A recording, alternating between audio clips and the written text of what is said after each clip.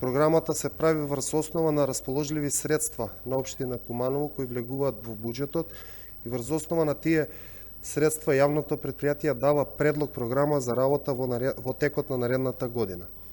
Чистење или зимско одржување, чистење на снегот е поделено во два дела.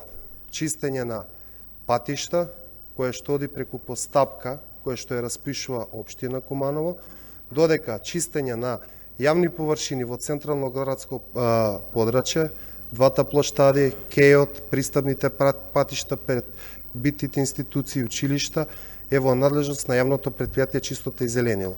И јавното претпријатие чисти само тротоари и плоштади.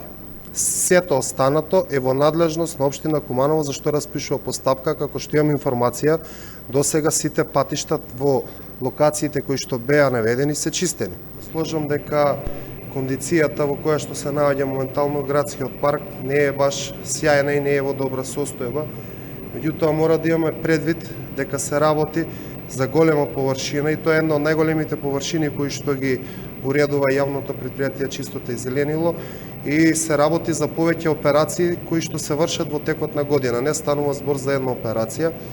Само за информација, градскиот парк годишно му е потребно 5 до 6 пати косење, каде што се ангажира голем број на работна сила од страна на јавното претпријатие. Ние имаме таму еден човек кој што е постојан вработен и кој што се грижи за чистење на патеките.